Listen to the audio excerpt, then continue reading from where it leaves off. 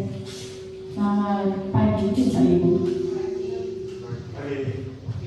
Tetap semangat pagi ya. Semangat. Semangat ya. Oke, pada pagi hari ini kegiatannya adalah diseminasi tentang budaya positif saya berdiri di Bapak Ibu. Ya. Yang akan dibawakan oleh Ibu Joyce Dewi Anisya Swati SPD. Nah, calon guru penggerak angkatan 10 Kabupaten Gianyar SMP Negeri Hindu 3 Batu. Nah, di sini Bapak dan Ibu mengenai budaya positif. Nah, itu ada himbauan ya para guru untuk tidak menghukum murid. Nah, itu tidak menghukum murid itu ada himbauan ya. Jadi guru itu nggak boleh menghukum murid. Nah, disinilah nanti mungkin yang akan menjadi polemik buat kita. Nah, bagaimana caranya supaya siswa dapat mengikuti aturan tanpa perlu dihukum, yaitu dengan menimbulkan kesadaran dirinya, ya, menimbulkan kesadaran dari dirinya sendiri sehingga ia harus mengikuti aturan yang berlaku. Nah, itulah yang nanti akan dibahas oleh Ibu Cok, ya, mengenai budaya positif. Bagaimana caranya kita membudayakan hal positif yang kita inginkan siswa lakukan tanpa adanya hukuman.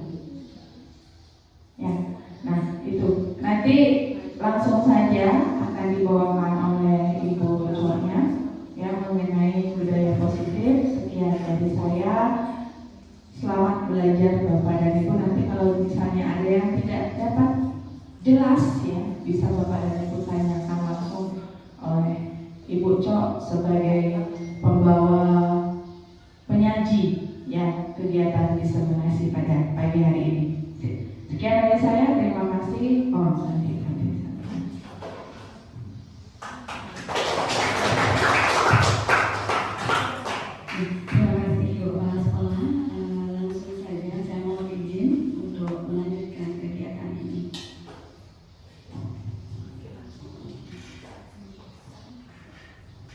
Selamat pagi teman-teman semuanya. Pagi. Masih semangat ya? Bagaimana kabarnya hari ini Bapak Ibu semua? Sehat? Sehat. Terlihat wajahnya masih ceria, cantik dan tampan. Saya pertama mau memperkenalkan diri karena walaupun sudah kenal, tetap saya memperkenalkan diri. Nama saya Joko Dewi Anisya Swati SPD. Saya merupakan calon guru penggerak angkatan 10 Kabupaten Gianyar. Tempat tugas saya di sini di SMP Negeri Hindu 3 Batu. Nah, Bapak Ibu, di sini saya akan memaparkan materi terkait budaya positif. Nah, apa itu budaya positif? Bagaimana penerapannya? Nanti kita akan sama-sama dengarkan.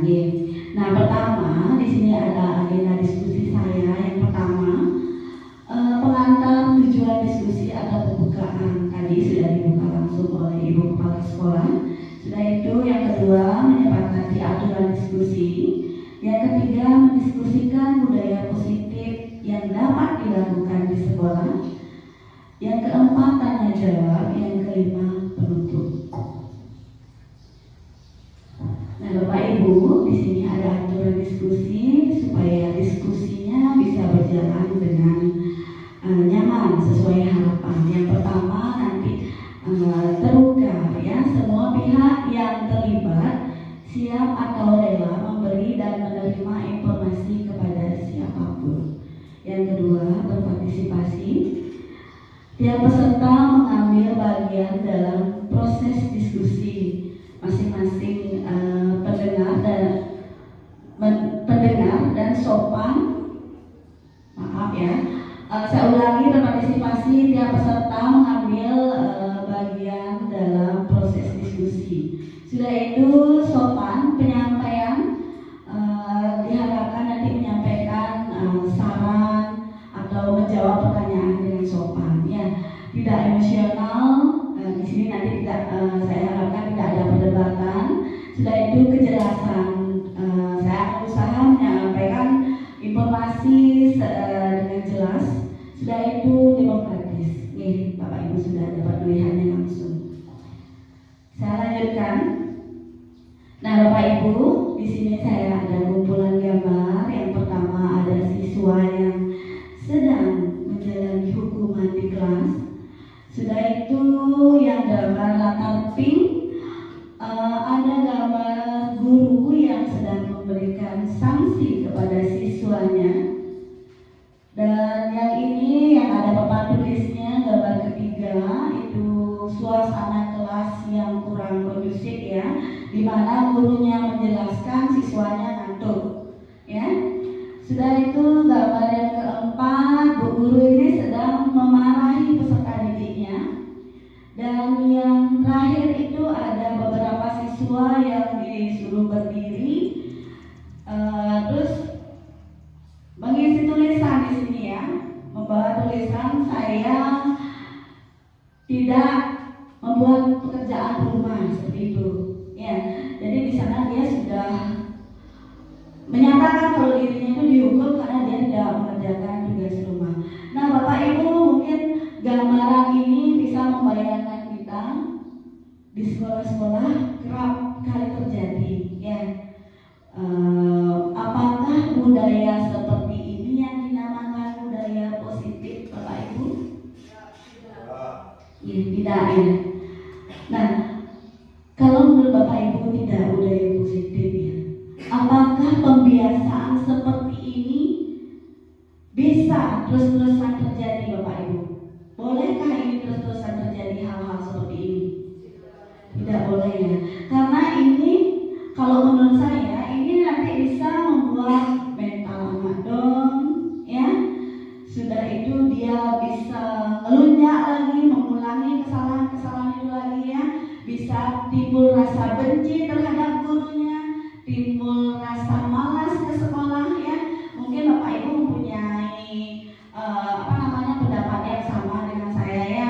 Mungkin hal-hal itulah yang nantinya terjadi kalau budaya-budaya seperti ini nanti kita terapkan di sekolah, ya. Harapan saya di SMP Negeri Hindu 3 Batu tidak ada kejadian-kejadian guru menghukum murid secara fisik, verbal, dan yang lainnya, ya. Lebih baik kita menanamkan budaya positif. Nah, baik Bapak Ibu, saya lanjutkan. Nah, di sini saya ingin menyampaikan latar belakangnya, latar belakang kegiatan pemaparan budaya positif. Nah, kita menyadari bahwa budaya positif di sekolah sangatlah penting untuk mengembangkan individu yang memiliki karakter yang kuat sesuai profil pelajar Pancasila. Dalam rangka menciptakan budaya positif, penerapan disiplin positif dipraktikkan untuk menghasilkan individu yang berkarakter, disiplin, santun, jujur, peduli, dan bertanggung jawab. Maka dari itu, sangat diperlukan untuk menciptakan lingkungan yang positif sehingga terwujud budaya positif. Nah, Bapak Ibu, dari latar belakang tersebut, menurut Bapak Ibu apa sih itu budaya positif? Saya lanjutkan, ya. Nah, di sini ada pengertian budaya positif, Bapak Ibu. Budaya positif adalah suasana positif di lingkungan sekitar yang menghasilkan hal-hal positif yang dilakukan secara berkesinambungan dengan tujuan merasa senang dan nyaman dalam melakukan aktivitas. Tentunya harapan kita sebagai guru, siswa-siswa yang sekolah di SMP Negeri Hindu 3 Batu, mereka merasakan ke sekolah dan merasakan nyaman. Sudah itu mereka bebas melakukan aktivitas, tetapi aktivitas yang positif, ya. Baik, saya lanjutkan Bapak Ibu. Nah, di sini disiplin positif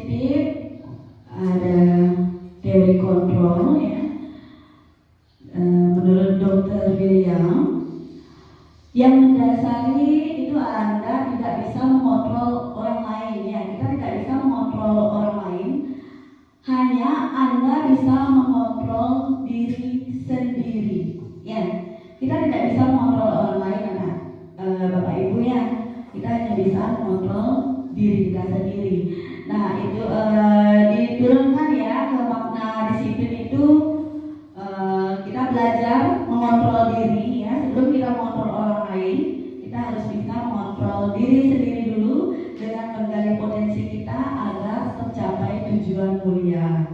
Nah, yaitu sesuatu menjadi seseorang yang kita inginkan berdasarkan nilai-nilai yang kita hargai. Nah, di bagian di depan ya, yang kedua, menurut Dr. William itu semua perilaku memiliki tujuan. Ya, saya yakini itu Bapak Ibu, apapun yang kita lakukan pasti memiliki tujuan. Ya, tujuan kita bekerja di sini juga pasti ada tujuan ya. Kita bekerja di sekolah ada tujuan ya, membagikan ilmu, mendapatkan income kan seperti itu ya. Jadi semua perilaku itu memiliki tujuan Bapak Ibu. Begitupun perilaku yang ditunjukkan oleh siswa itu berarti mereka juga memiliki tujuan. Kenapa sih mereka seperti itu? Ya, mereka ribut di kelas, mereka datang terlambat, mereka sengaja melepaskan bajunya. Pada saat mengajar mereka sering keluar masuk kelas alasannya kencing. Saya yakin itu mereka juga memiliki tujuan. Ya, nah tujuannya itu muncul dari motivasi itu, Bapak Ibu ya, dari motivasi. Ya, motivasi apa? Untuk menghindari hukuman atau untuk mendapatkan imbalan. Ya, seperti itu Bapak Ibu ya. Yang kedua, mereka itu melakukan sesuatu pasti ada unsur tujuannya, dan tujuannya itu didasari oleh motivasi dirinya, apakah dia menghindari hukuman atau mereka ingin mendapatkan imbalan. Ya, yang ketiga itu menurut Dr. William, model berpikir menang-menang dan kolaborasi dan konsekuensi menciptakan pilihan konsensus, menciptakan pilihan baru.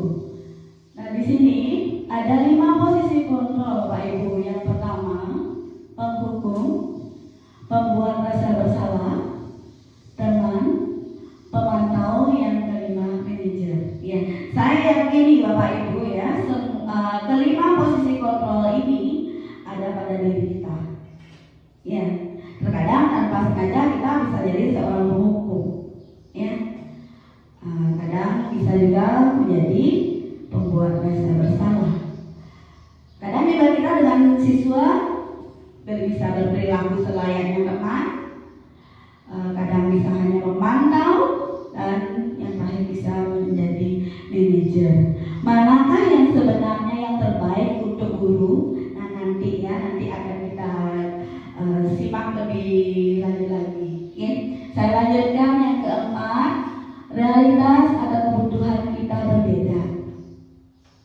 Kita berusaha memahami pandangan orang lain tentang dunia. Setiap orang memiliki gambaran berbeda. Ya, yakin tak Bapak Ibu kalau setiap orang itu memiliki gambaran yang berbeda atau kebutuhan yang berbeda, Bapak Ibu? Yakin tak? Fakta atau mitos? Fakta? Fakta. Begitu juga siswa Bapak Ibu ya. Mereka juga pasti memiliki kebutuhan dasar. Bukan hanya orang dewasa saja yang memiliki kebutuhan dasar, tetapi anak-anak juga Bapak Ibu. Kebutuhan dasar yang seperti apa? Bertahan hidup. Mereka butuh makan, butuh tempat tinggal, butuh pakaian ya. Penguasaan. Mereka butuh pengetahuan gitu ya kalau untuk menguasai ya. Dan itu mereka membutuhkan kasih sayang dan rasa diterima. Sudah itu kesenangan, dan yang terakhir adalah kebebasan. Baik Bapak Ibu, saya lanjutkan. Nah Bapak Ibu, dari penjelasan saya tadi, apakah makna disiplin? Nah, berasal dari bahasa Latin disiplin, disiplina ya tulisannya ya. Sudah itu yang artinya belajar. Disiplin diri membuat orang menggali potensinya menuju sebuah tujuan apa yang dia hargai. Yang ketiga, namun dalam budaya kita, makna kata disiplin telah berubah menjadi sesuatu yang dilakukan seseorang pada orang lain untuk mendapatkan kepatuhan. Kecenderungan umum adalah menghubungkan kata disiplin dengan ketidaknyamanan, bukan dengan apa yang kita hargai atau pencapaian suatu tujuan mulia. Maksudnya seperti ini Bapak Ibu. Disiplin di sini yang menurut budaya kita ya, kecenderungan umumnya menghubungkan kata disiplin dengan ketidaknyamanan. Anak-anak harus menggunakan sepatu hitam. Ya, saya sering mengucapkan itu. Saya sadar saya sering melakukan itu ya. Tapi mereka tidak meyakini kalau sepatu hitam itu wajib digunakan. Itu merupakan aturan dari sekolah. Ya, kadang siswa pun menjawab, kenapa sih harus pakai sepatu hitam? Apakah sepatu hitam itu menentukan nilai? Banyak pertanyaan seperti itu dari murid. Saya yakin bukan saya saja yang menerima pertanyaan itu, Bapak Ibu juga pasti pernah menerima pertanyaan itu dari siswa ya. Nah itu yang kita nyuruh siswa menggunakan sepatu hitam. Kita meng-cover itu dengan disiplin. Kamu harus disiplin, kamu harus pakai sepatu hitam. Padahal itu bukan keyakinannya dia. Kalau sepatu hitam itu harus dia gunakan. Ya, saya lanjutkan Bapak Ibu ya.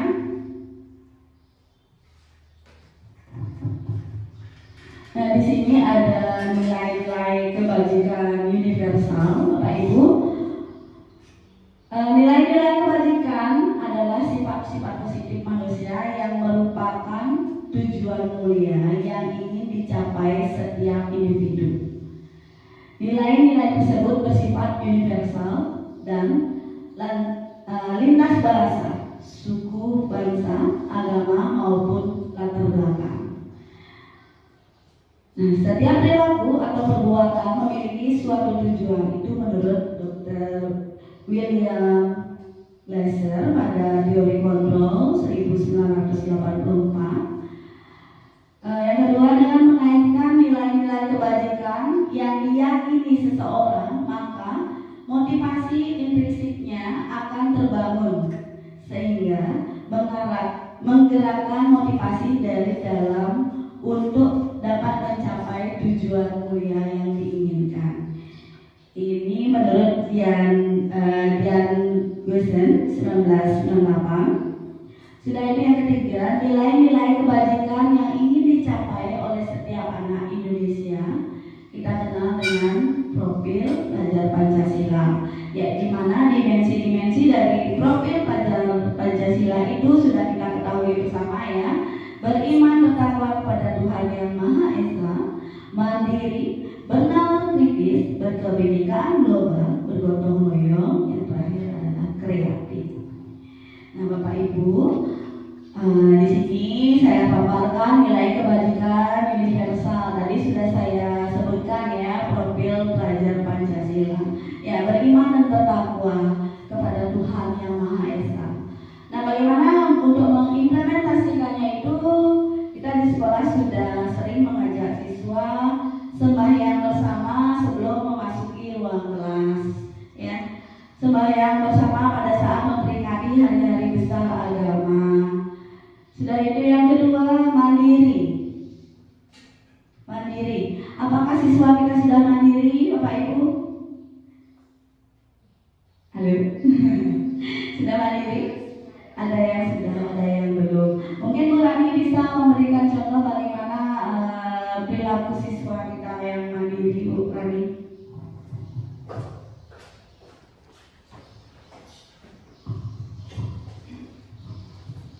Baik, terima kasih. Tadi saya sampaikan contoh siswa yang mandiri. Menurut saya ya, siswa yang mandiri itu dia sudah mampu memilih dirinya sendiri, mungkin di bidang pembelajaran maupun di bidang keseharian-hariannya di sekolah itu. Kalau siswa yang belum mandiri, misalnya masih dia permasalahan yang sekecil apapun, dia masih meminta bantuan kepada guru atau teman yang lainnya, dia belum mampu memilih permasalahannya sendiri. Mungkin seperti itu menurut saya. Iya, terima kasih Bu Rani, pendapatnya sangat bagus ya, dan pendapat dengan Ibu. Artinya di sini siswa yang mandiri itu bisa memilih dirinya. Contoh kecil, dia dapat membawa perlengkapan belajarnya itu kan udah cukup ya. Artinya tanpa kita menekankan berkali-kali, oh anak ini harus ya seperti ini nak, bawa ini nak, bawa ini. Kalau jamnya gotong royong misalnya, nak tolong ambil ini, ambil sapu, ambil lap kaca, harus kita tuntun seperti itu anak-anak. Nah itu mungkin perilaku yang kurang mandiri ya. Tapi kalau kita sudah menginformasikan kepada siswa, yuk anak-anak sekarang kita gotong royong untuk membersihkan lingkungan sekolah. Mereka dengan dengan sigap mengambil perlengkapan untuk bersih-bersih, itu juga sudah mandiri ya perilaku siswa kita. Yang ketiga itu bernalar kritis ya, mereka bisa berpikir kedepannya bagaimana dampaknya seperti apa gitu ya. Sudah itu berkebinekaan global, siswa kita bisa toleransi ya, toleransi di sekolah, saling menghargai temannya, karena di sini juga walaupun sekolah Hindu tetapi juga banyak siswa Muslim, Kristiani yang sekolah di sini ya. Jadi siswa kita sudah termasuk berkebinekaan global ya, mereka sudah toleransi, sudah saling menghargai, tidak mengejek temannya. Sudah itu mereka mencintai budaya, iya mereka mencintai budaya. Setiap akhir tahun kita pasti ada pentas budaya ya. Sudah itu yang keempat ada bergotong royong. Ya setiap pagi mereka mengerjakan tugas piket. Berarti mereka sudah mengimplementasikan dimensi profil belajar Pancasila ya. Kreatif tentunya, baik siswa ataupun guru saya yakini di sini sudah kreatif. Dari guru menyiapkan media pembelajaran sudah berinovatif, menggunakan media TPACK, menggunakan media peraga lainnya, memodifikasi model pembelajaran, itu sudah kreatif sekali ya. Sudah itu dari siswa juga sudah kreatif sudah ya. Mereka pun bisa berkarya menggunakan bahan bekas ya, membuat pas bunga. Sering kita lihat tugas-tugas siswa ya, membuat tas bunga dari bahan plastik, dari kardus mereka membuat buku. Itu udah kreatif sekali siswa kita ya Bapak Ibu ya. Nah sekarang saya akan lanjutkan teori motivasi perilaku manusia ya. Teori motivasinya ada 3 Bapak Ibu ya. Ada 2, mohon maaf. Nah di penjelasan ini ketiganya itu yang pertama ada motivasi eksternal dan motivasi internal. Yang pertama, siswa itu untuk menghindari ketidaknyamanan atau hukuman. Misalnya kamu ini datang udah terlambat, tidak menggunakan sepatu hitam, terus baju kamu masih lepas ya. Besoknya dia datang tepat waktu, tetapi dia melakukan itu, dia mau mengikuti aturan itu tidak dari motivasi internalnya. Dia datang tepat waktu, menggunakan perlengkapan sesuai dengan aturan itu, tetapi yang di atas Bapak Ibu yang mendorong keinginannya dia itu motivasi eksternalnya, supaya dia apa? Supaya dia tidak mendapatkan hukuman. Berarti bukan dari keyakinannya ya. Dan juga untuk mendapatkan imbalan itu juga merupakan motivasi eksternal Bapak Ibu ya. Oh saya mau buat tugas yang banyak, yang lebih, supaya nanti saya mendapatkan bintang banyak di kelas, supaya nanti saya mendapatkan pujian. Nah itu berarti bukan motivasi internalnya yang membangkitkan semangat dia untuk belajar, tetapi motivasi eksternalnya. Itu berkaitan dengan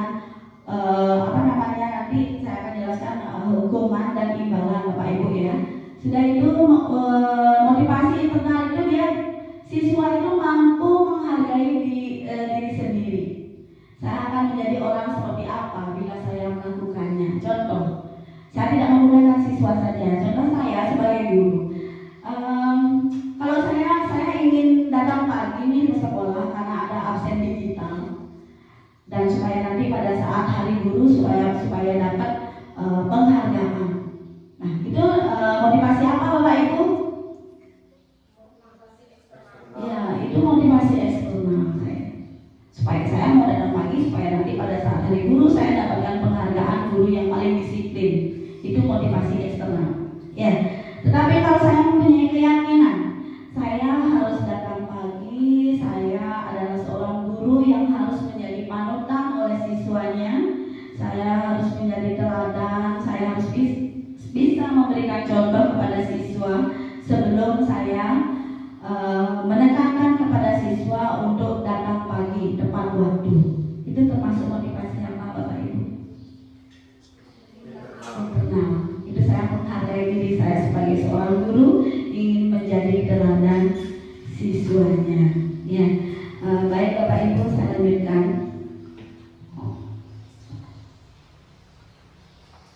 Nah, ini tadi juga saya sudah sedikit menjelaskan ya, 3 motivasi perilaku manusia.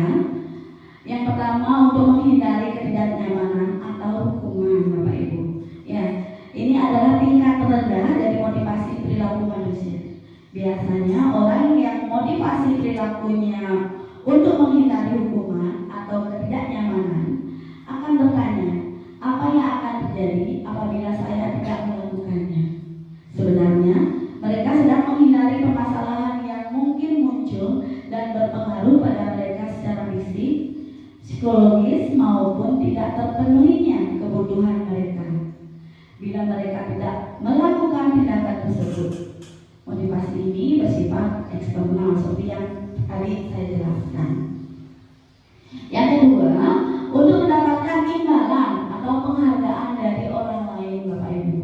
Satu tingkat di atas motivasi yang pertama. Ya, ini satu tingkat lebih tinggi dari motivasi yang pertama. Yang pertama itu untuk menghindari hukuman, yang ini untuk mendapatkan imbalan. Di sini orang berperilaku untuk mendapatkan imbalan atau penghargaan dari orang lain. Seperti contoh yang tadi saya jelaskan, diri saya sendiri, kalau saya datang pagi nanti saya bisa mendapatkan reward di hari guru, seperti itu. Orang dengan motivasi ini akan bertanya, apa yang akan saya dapatkan bila saya melakukannya? Ya. Mereka melakukan sebuah tindakan untuk mendapatkan pujian dari orang lain yang menurut mereka penting dan mereka letakkan dalam dunia berkualitas mereka. Mereka juga melakukan sesuatu untuk mendapatkan hadiah, pengakuan atau imbalan. Nah, motivasi ini juga bersifat eksternal Bapak Ibu. Yang ketiga, untuk menjadi orang yang mereka inginkan dan menghargai diri sendiri dengan nilai-nilai yang mereka punya. Seperti contoh terakhir saya tadi, saya datang ke sekolah, saya ingin jadi teladan untuk siswa saya menghargai diri saya adalah seorang guru. Ya. Nah, di sini orang dengan motivasi ini akan bertanya, akan menjadi orang yang seperti apa? Akan menjadi orang yang seperti apa bila saya melakukannya? Mereka melakukan sesuatu karena nilai-nilai yang mereka yakini dan hargai, dan mereka melakukannya karena mereka ingin menjadi orang yang melakukan nilai-nilai yang mereka yakini tersebut. Tadi saya menekankan saya ingin jadi teladan. Ya, jadi saya yakini teladan itu harus saya lakukan untuk menjadi contoh yang baik pada siswa saya. Ini adalah motivasi yang akan membuat seseorang memiliki disiplin positif karena motivasi berperilakunya bersifat internal. Ya, itu memang murni muncul dari diri sendiri, bukan dari orang lain. Tidak membutuhkan imbalan, tidak menghindari hukuman. Saya lanjutkan Bapak Ibu. Nah, tadi saya terus berbicara hukuman ya. Hukuman. Sekarang saya jelaskan tentang hukum. Hukuman bersifat tidak terencana, tiba-tiba. Anak atau murid tidak tahu apa yang akan terjadi dan tidak dilibatkan. Hukuman bersifat satu arah dari pihak guru yang memberikan, dan murid hanya menerima suatu hukuman tanpa melalui suatu kesepakatan atau pengarahan dari pihak guru. baik sebelum atau sesudahnya. Hukuman yang diberikan bisa berupa fisik maupun psikis, ya.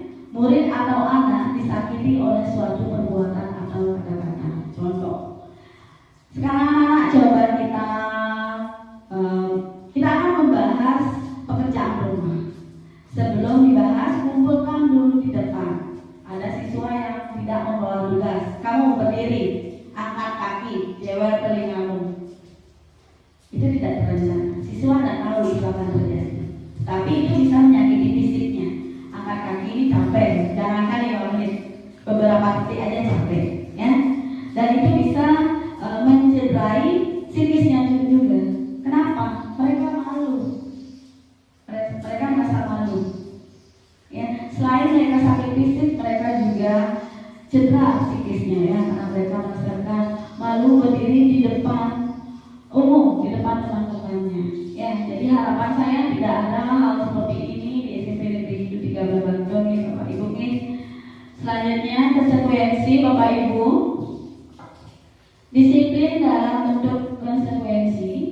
Nah, ini sudah terencana atau sudah disepakati, sudah dibahas dan disetujui oleh murid dan guru. Umumnya bentuk-bentuk konsekuensi dibuat oleh pihak guru atau sekolah, dan murid sudah mengetahui sebelumnya konsekuensi yang akan diterima bila ada pelanggaran.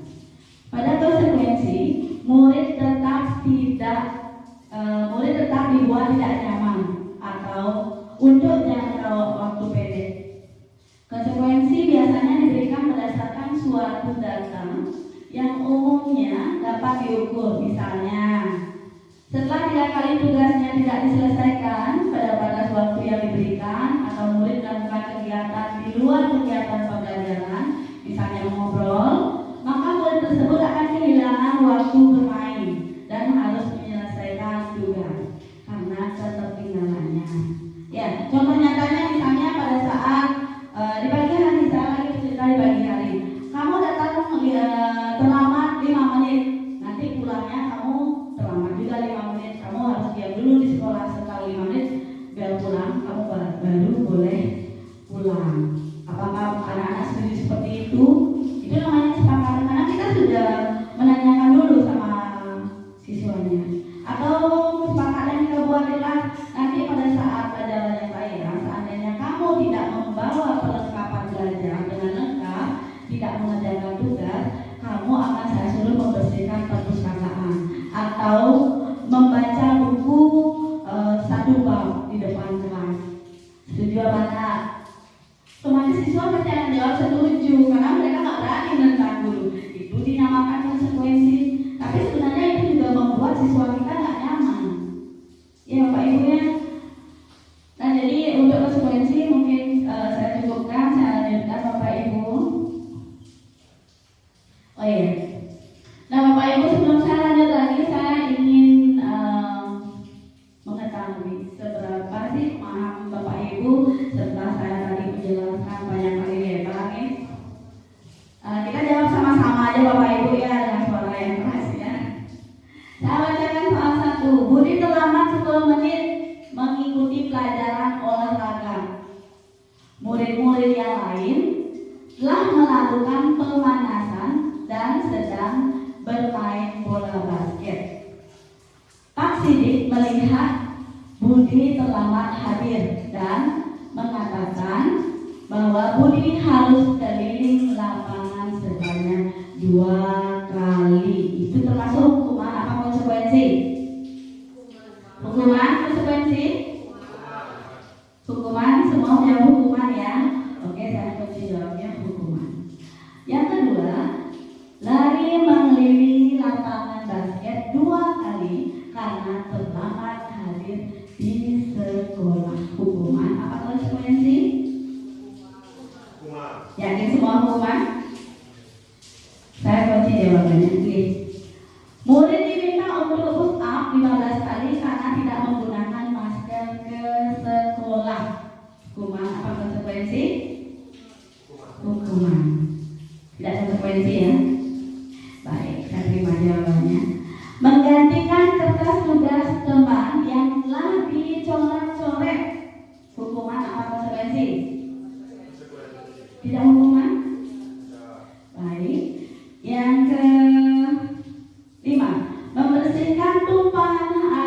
meja tulis karena tersenggol pada saat belajar. Konsekuensi. Baik. Yang terakhir, murid disuruh untuk mengenakan sepatu seharian di sekolah. Murid disuruh untuk mengenakan sepatu seharian di sekolah. Murid disuruh tidak mengenakan sepatu seharian di sekolah karena tidak mengenakan sepatu hitam. Hukuman apa konsekuensi? Hukuman apa konsekuensi? Karena murid tidak menggunakan sepatu hitam, dia disuruh melepas sepatunya dan seharian tidak menggunakan sepatu. Hukuman konsekuensi? Hukuman ya. Saya kasih jawaban Bapak Ibu. Yang pertama hukuman, yang kedua hukuman, ketiga hukuman, keempat konsekuensi, kelima konsekuensi, keenam hukuman. Kita cek sama-sama Bapak Ibu. Budi terlambat 10 menit mengikuti pelajaran olahraga. Murid-murid yang lain telah melakukan pemanasan dan sedang bermain bola basket. Pak Sidik melihat Budi terlambat hadir dan mengatakan bahwa Budi harus keliling lapangan sebanyak 2 kali, Bapak Ibu. Nah, di sini ternyata jawabannya konsekuensi, Bapak Ibu, bukan hukuman. Mengapa? Karena di sini ada kata kunci pelajaran olahraga. Ya, jadi dia ini dengan lari keliling lapangan, temannya sudah melakukan pemanasan, sedangkan dia terlambat. Pak Budi menyuruhnya lari keliling lapangan sebanyak 2 kali.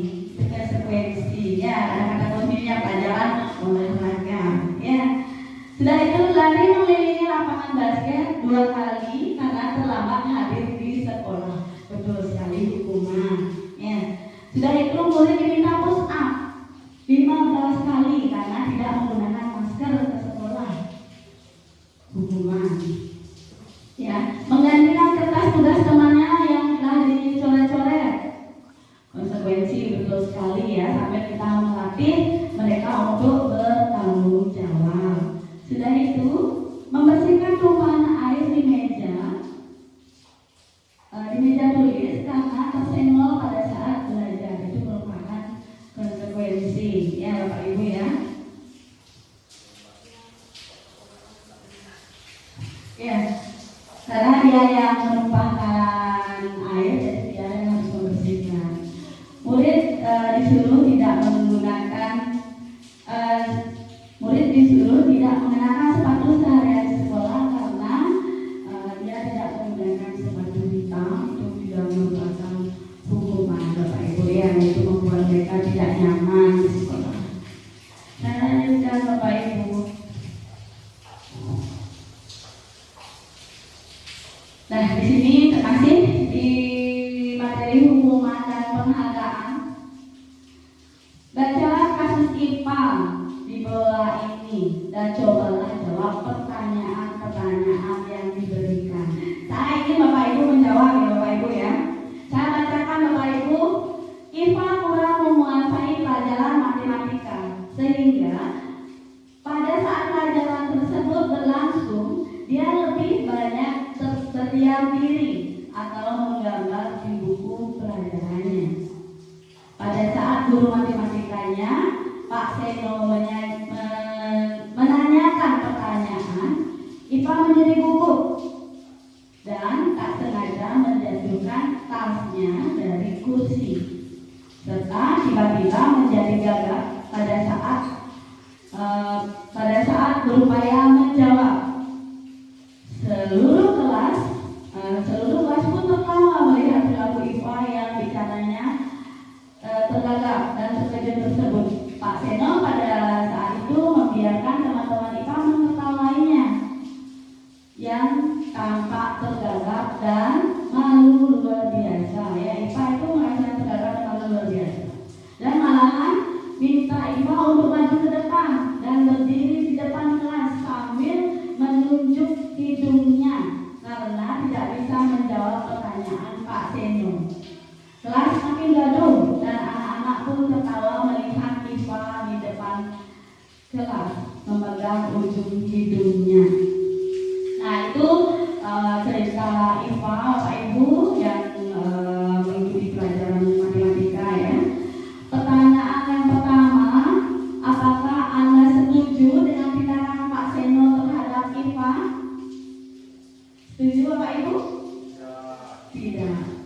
Yakin tidak? Mengapa? Mengapa Bapak Ibu yakin tidak? Yakin tidak setuju dengan perilaku Pak Seno? Apa alasannya Bapak Ibu?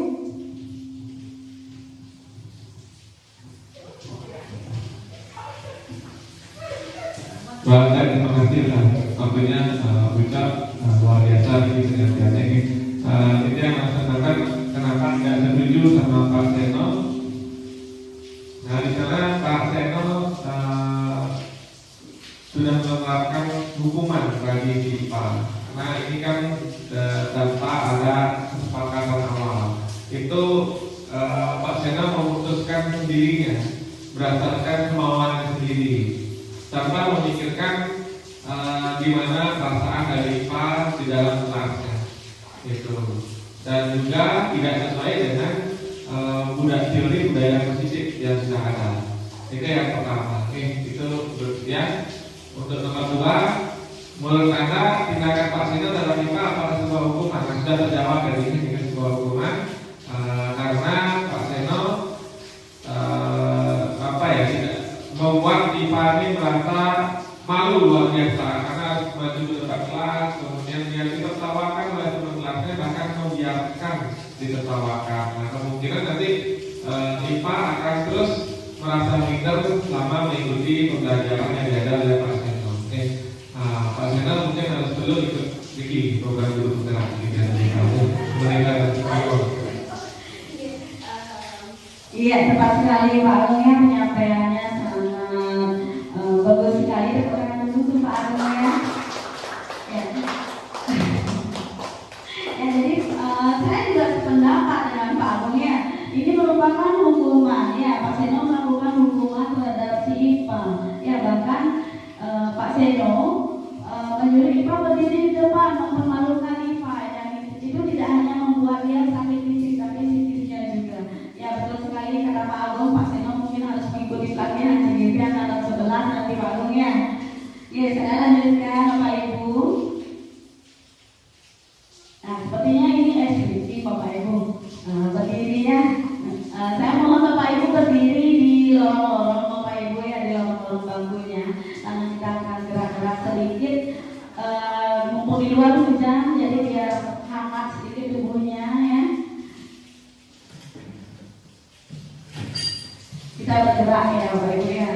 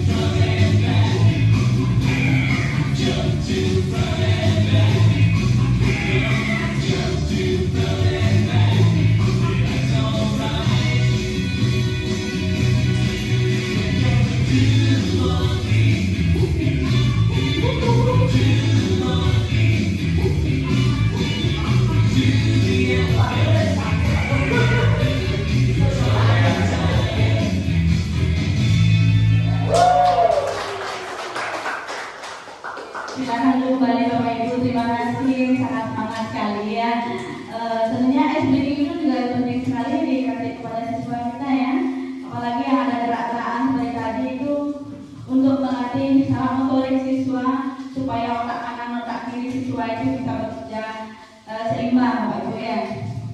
Gimana capek Bapak Ibu? Happy ya, udah bangkit kembali. Saya lanjutkan Bapak Ibu ya.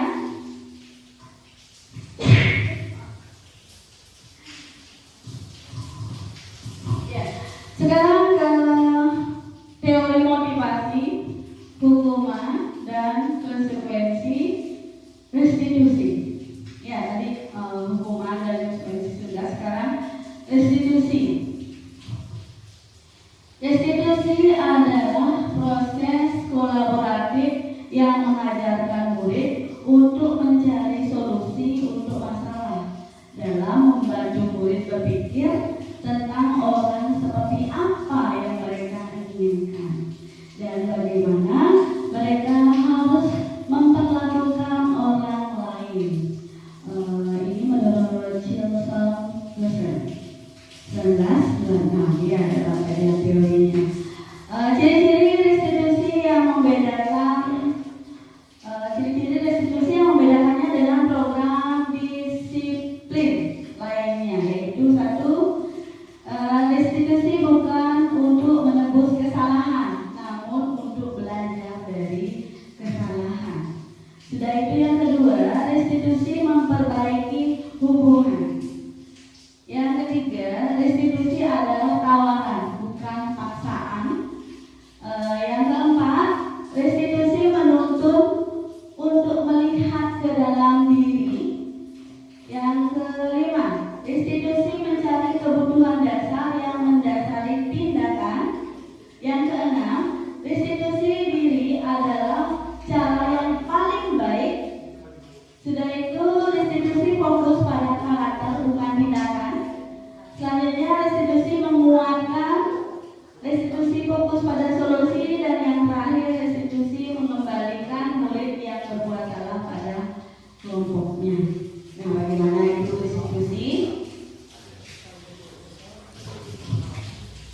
Saya lanjutkan dulu Bapak Ibu ke keyakinan kelas. Mengapa keyakinan kelas? Mengapa tidak peraturan kelas saja? Karena dalam keyakinan seseorang mampu mendengarkan dan memahami arti sesungguhnya tentang peraturan-peraturan yang diberikan.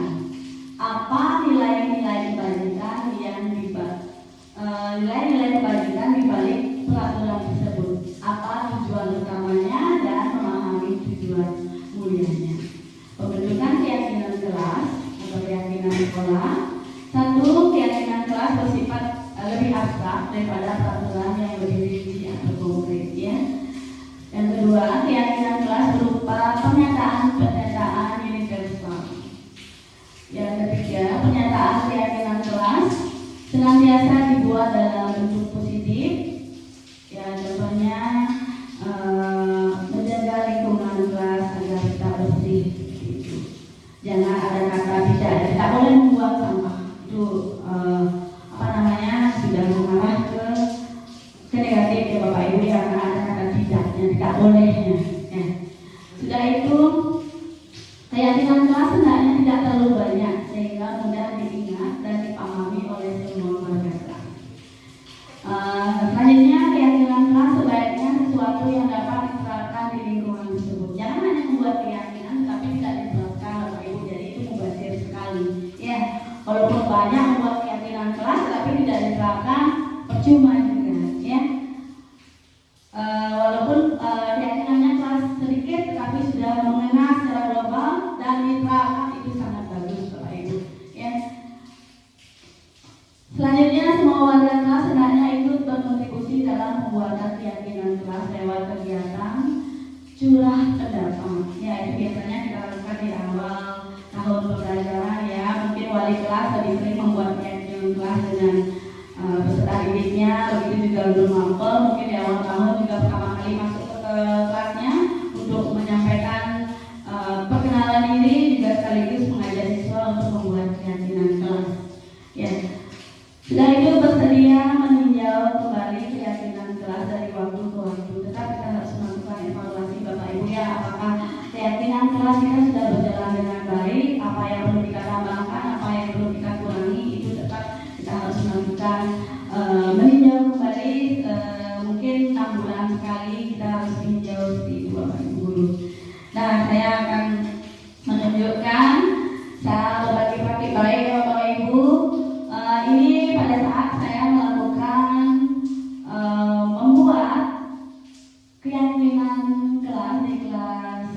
sendiri Bapak Ibu ya. Pada mapel saya bahasa Indonesia, ini ada dokumentasinya.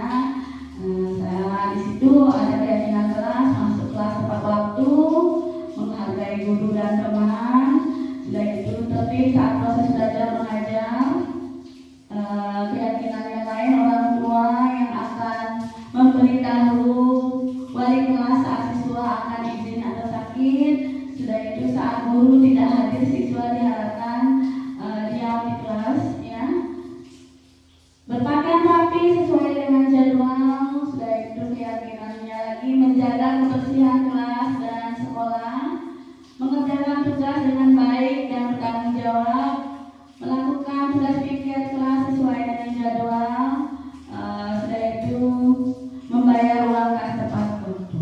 Ya, jadi itu saya sudah membuat keyakinan kelas seperti itu, menghindari kata-kata yang kurang baik Bapak Ibu ya. Menurut saya ini sudah ke arah yang positif Bapak Ibu, dan ini sudah diterapkan di kelas 9D pada mapel saya bahasa Indonesia, karena kebetulan saya bukan guru wali kelas, saya hanya guru mapel. Jadi saya menerapkan ini juga di kelas. Pada saat saya pembelajaran, saya tetap mengharapkan lingkungan kelas tetap bersih pada saat pembelajaran, karena lingkungan yang bersih juga mempengaruhi minat belajar siswa, kenyamanan belajar siswa ya. Sudah itu yang lainnya mungkin nanti saya jelaskan lagi, saya akan lanjutkan Bapak Ibu. Nah, kembali lagi ke kebutuhan dasar manusia dan dunia berkualitas Bapak Ibu ya. Di sini ada 5 kebutuhan dasar, tadi di awal sudah saya jelaskan ya. Kebutuhan hidup manusia itu ada 5, ada bertahan. Yang pertama, kebutuhan bertahan hidup, penguasaan, kasih sayang dan rasa cinta dan kasih sayang, dan kesenangan dan kebebasan ya.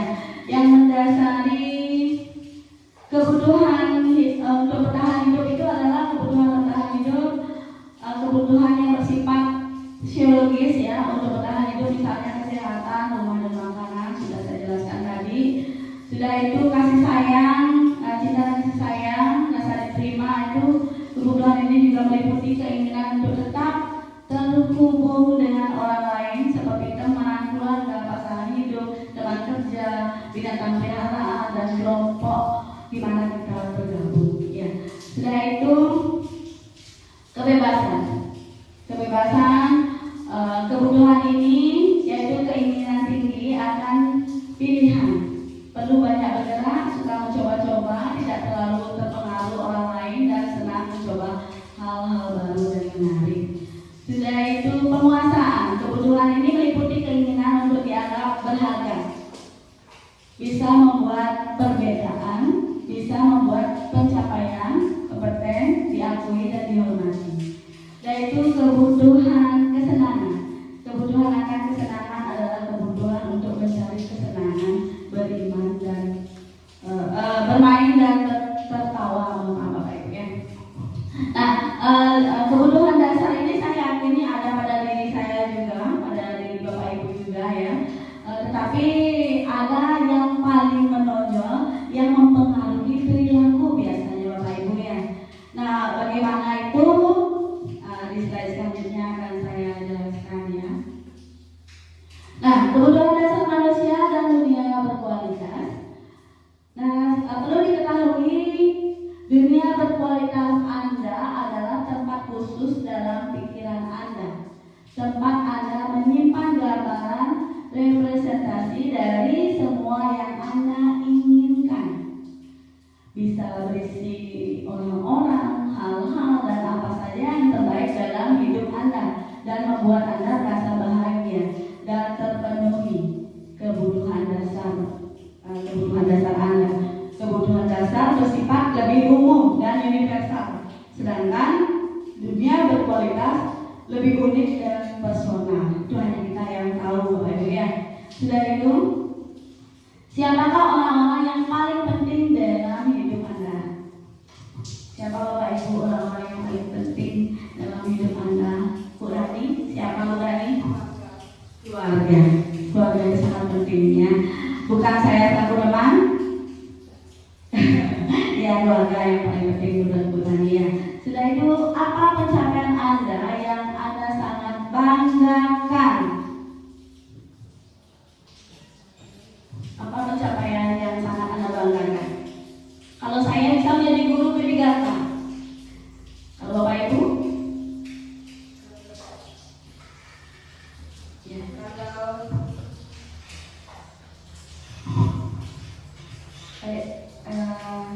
bisa kan menjawab yang untuk pencapaian yang sangat membanggakan pada diri saya, yang paling membanggakan ya saya pada tahun 2010 ya 2010 kalau nggak salah itu saya lolos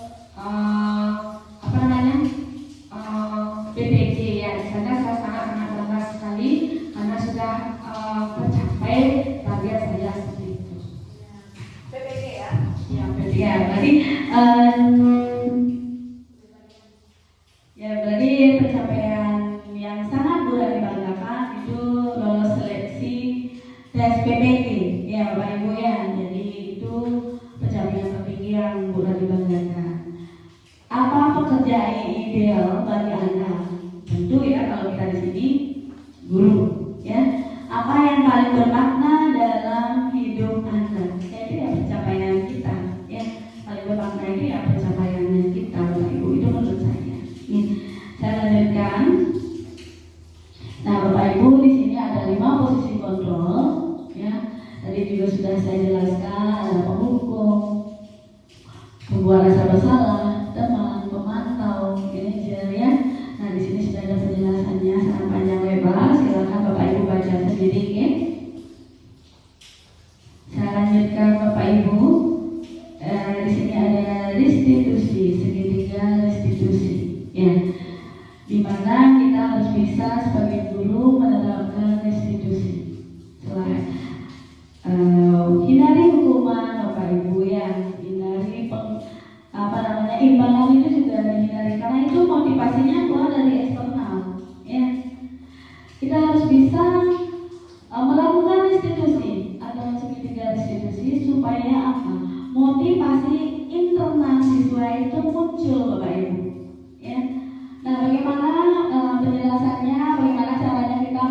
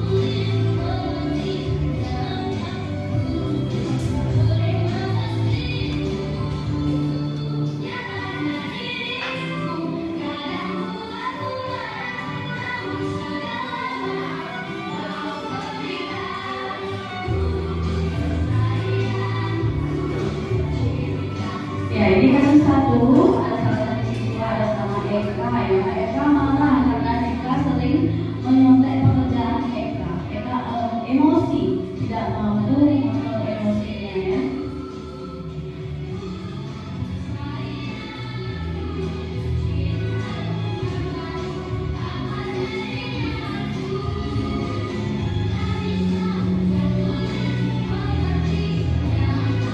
Nah, di sini saya berbagi terlibat Bapak Ibu, saya mengajak siswa itu ngobrol empat mata ya. Saya tidak langsung menegur dia di depan umum. Ya, saya mengajak dia duduk di ruangan saya melakukan diskusi.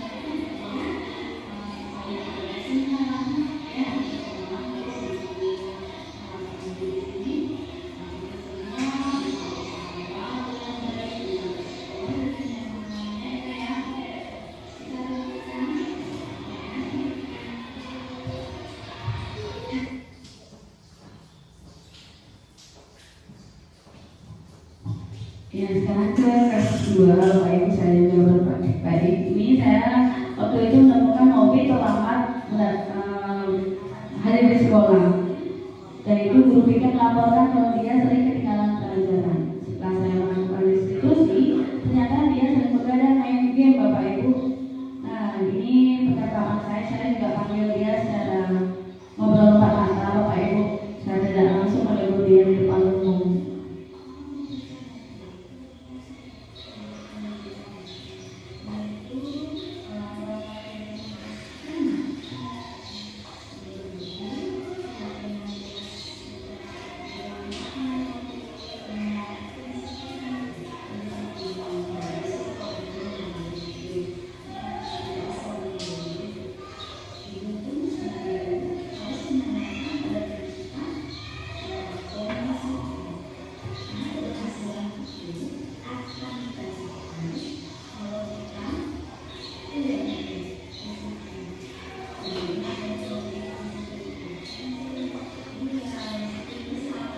Ya, di video ini saya mencoba menerapkan keyakinan kepada Novi supaya Novi tidak mengulangi hal ini lagi, supaya Novi tidak begadang main game dan itu ingat kewajibannya sebagai seorang murid. Seperti itu, Bapak Ibu.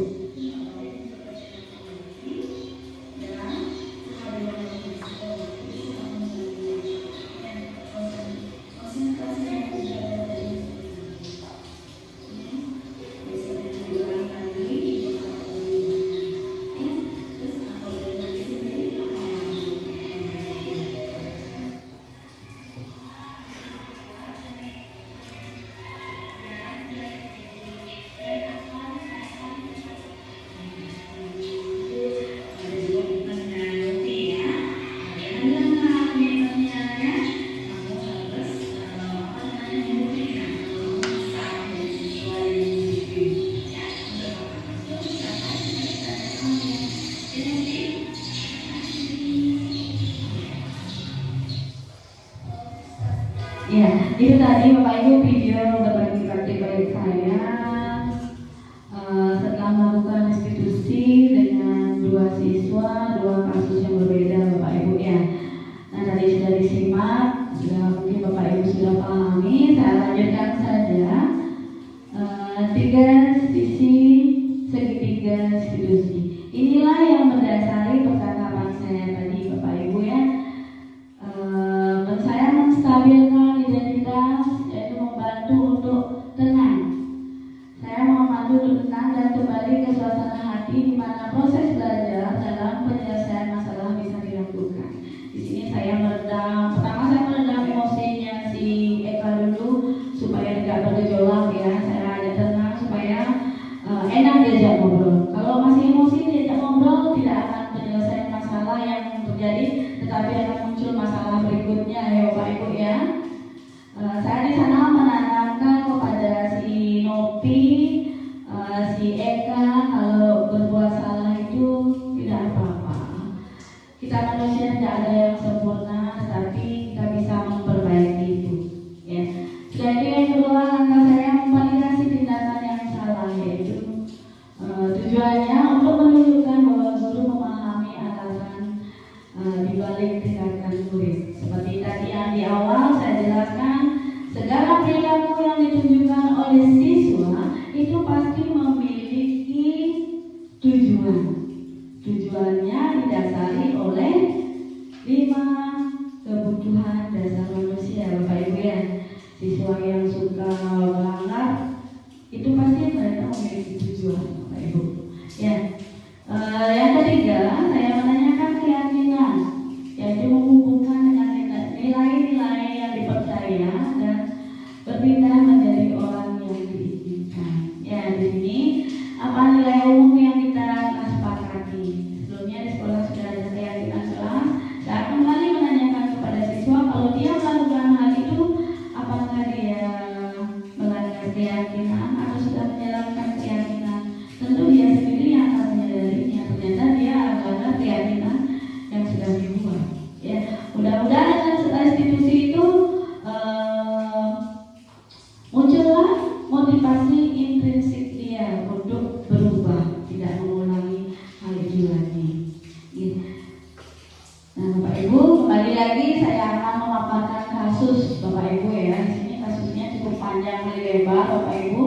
Saya bacakan, nanti akan ada pertanyaan. Siap-siap Bapak Ibu ya. Sabrina hari itu bangun terlambat dan terburu-buru sampai di sekolah. Dia pun akhirnya sampai di gerbang sekolah, tapi baru menyadari kalau tidak menggunakan sepatu hitam seperti tertera di peraturan sekolah. Di depan pintu kelas, Bapak Lukman memperhatikan sepatu Sabrina yang berwarna coklat. Sabrina berusaha menjelaskan bahwa dia terburu-buru dan salah mengenakan sepatu. Pak Lukman menanyakan Sabrina, apa peraturan sekolah tentang seragam warna sepatu? Sabrina menjawab, sudah mengetahui sepatu harus berwarna hitam. Namun terburu-buru dan salah mengenakan sepatu. Selain tidak mungkin kembali pulang karena rumahnya jauh sekali, ya, karena tidak rumahnya jauh, jadi dia nggak mungkin menukar sepatunya teman-teman. Pak Lukman tetap bersikeras pada peraturan yang berlaku dan mengatakan, ya sudah, kamu sudah melanggar peraturan sekolah, kamu salah, sudah terlambat, salah pula warna sepatunya. Segera buka sepatumu, kalau tidak bisa mengenakan sepatu warna sesuai peraturan. Sabrina meminta maaf dan memohon kembali kepada Pak Lukman agar tetap dapat mengenakan sepatunya dan berjanji tidak akan mengulangi kesalahannya. Namun Pak Lukman tidak mau tahu, tidak, kamu telah melanggar peraturan sekolah. Kalau tidak sanggup ambil sepatu di rumah atau diantarkan sepatu ke sekolah, ya sudah, kamu tidak bersepatu saja seharian di sekolah.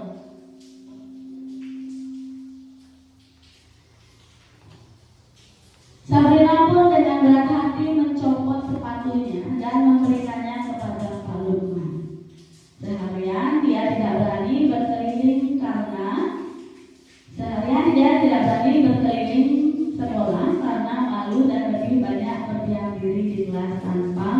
alas sebatu. Nah, analisis kasus Bapak Ibu. Dalam kasus di atas, sikap posisi apakah yang diambil oleh Pak Lukman? Jelaskan apa indikatornya. Setelah itu, pertanyaan kedua, kira-kira bila Anda adalah kepala sekolah, nilai kebajikan apa yang ingin dituju oleh peraturan harus berwarna hitam. Kira-kira Bapak Ibu siapa yang bisa menyatakan pernyataannya? Bisa menyatakan pendapatnya?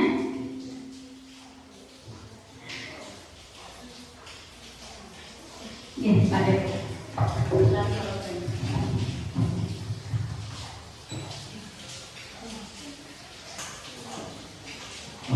Baik, terima kasih Ucap.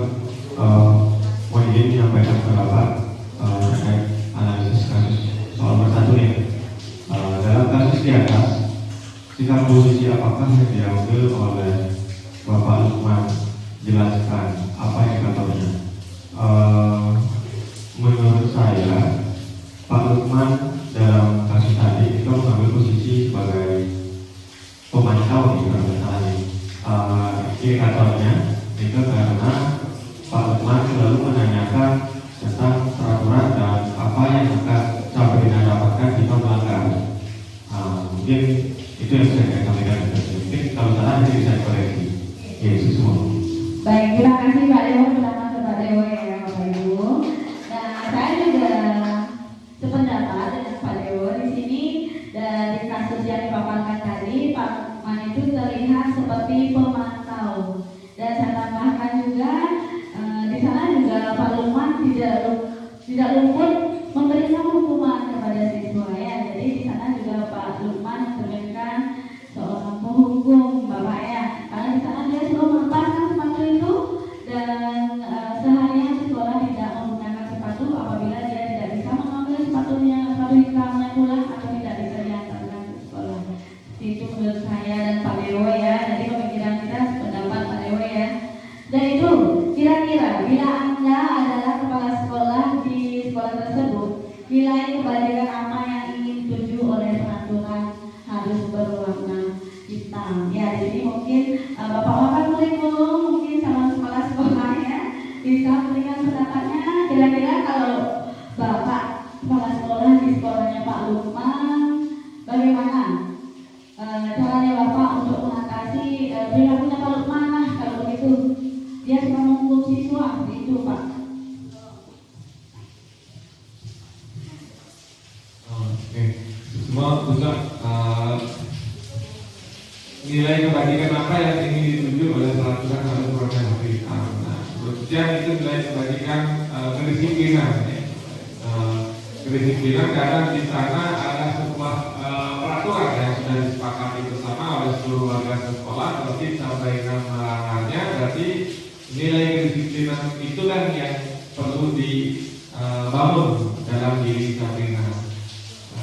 Jadi selain itu juga perlunya nanti pendekatan secara personal kepada Sabrina dengan terapkan itu tadi segitiga diskusi untuk menumbuhkan kesadaran dalam diri Sabrina pentingnya nilai kebajikan dalam dirinya sehingga nanti akan terbangun sendirinya dan akan mau mengikuti keyakinan yang telah disepakati bersama di sekolah. Oke, itu semua bisa. Terima kasih Pak Agung. Bapak Ibu, pendapatan Pak Agung sangat bagus sekali. Ya, di sini sebagai calon kepala sekolah ya, kalau ada guru seperti Pak Lukman, mungkin saya Pak Agung memperhatikan seperti Pak Lukman ya, saya menegur siswa ya.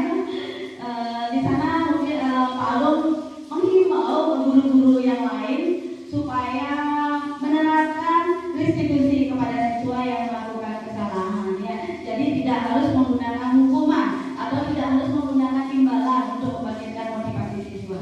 Jadi sebaiknya guru-guru itu harus menggunakan restitusi. Bagus sekali Pak Agung, terima kasih. Bapak Ibu, mungkin cukup sekian pemaparan dari saya Bapak Ibu yang panjang kali lebar. Semoga materi yang saya sampaikan tadi bisa bermanfaat untuk kita semua. Sebelum saya akhiri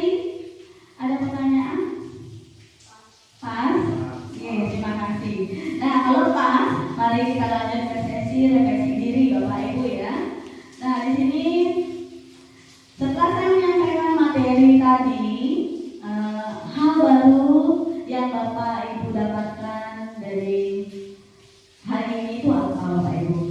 Apa hal baru yang Bapak Ibu dapatkan hari ini?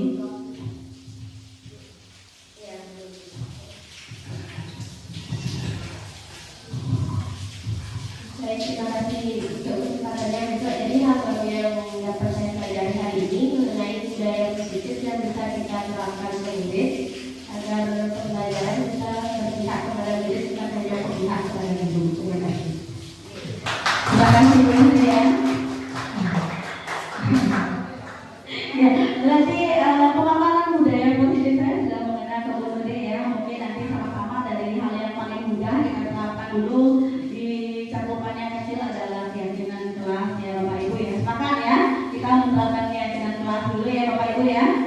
Oke, yang kedua, bagaimana perasaan Bapak Ibu setelah mengikuti webinar budaya positif hari ini? Senang? Tidak senang? Senang ya? Senang, kalau senang saya juga senang Bapak Ibu, terima kasih ya sudah senang ya. Akhirnya slide yang ditunggu-tunggu muncul juga ya.